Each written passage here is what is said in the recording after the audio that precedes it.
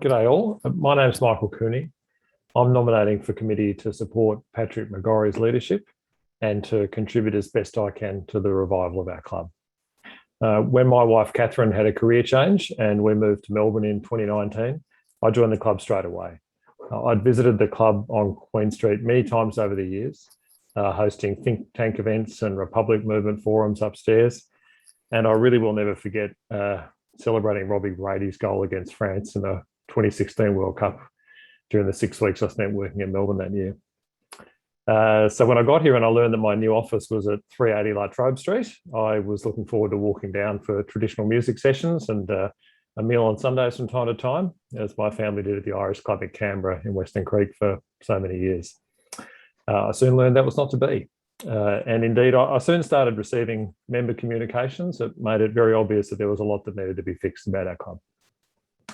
So I was very heartened when I saw that Patrick became president. Patrick was Australian of the Year at the time that I was first working for Prime Minister Gillard back in 2010.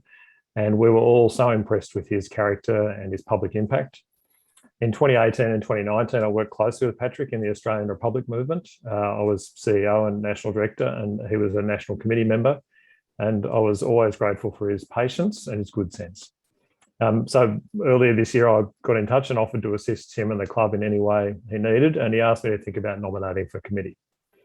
I said I would need to meet some of the office bearers and also that I was only interested in serving on a diverse team.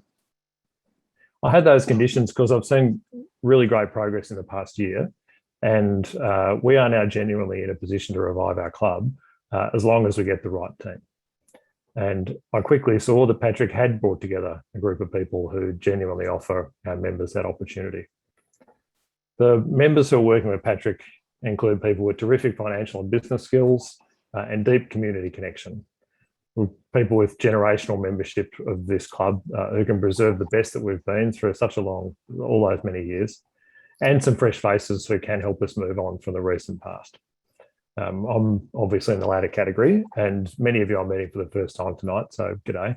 And I should introduce myself.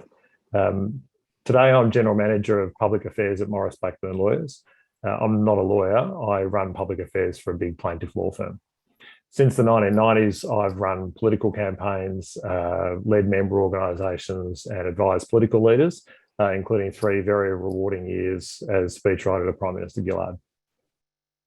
One of the most interesting jobs I've had, though, was 2 years as Chief of Staff as a Chief of Staff in the ACT government back in Canberra, where my minister's role included gaming regulation in a big licensed club town. And I served on the ACT Labor Party's Administrative Committee for a number of years when the party branch there was a beneficiary of a multi-venue licensed club group, had very substantial gaming interests and was making a planned transition away from gaming revenue over time and successfully executed that.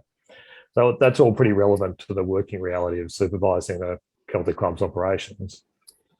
But really, I'm best placed to help the club work with government, with gaming and liquor regulators, to engage members digitally and face-to-face, something I've done a lot in my daily work, manage compliance, minimise risk, and like a number of members, Patrick not least, I bring networks that can benefit members and the club as a whole.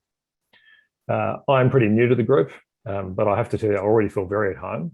And I think that's because all the jobs I've ever had and the voluntary roles I've ever played have really had 2 things driving them: purpose and tradition.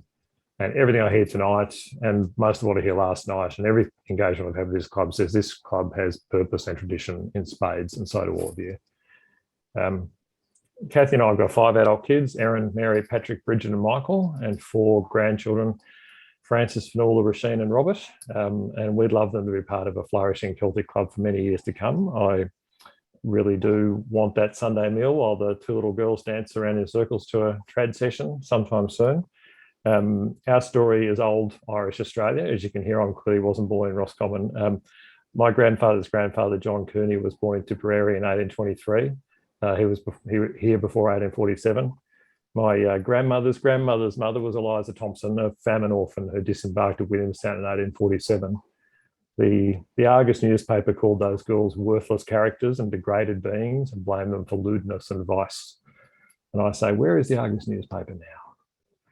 I really thrive on the literary and musical culture and the faith traditions we've inherited. In the short time we've been in Melbourne and the short time we've all been able to go out, I've enjoyed already the sporting and dramatic and musical and literary events that I've been part of at the club at Queen Street, at the Metropolitan, up at Buck Mulligan's, and even at the Limerick Arms recently.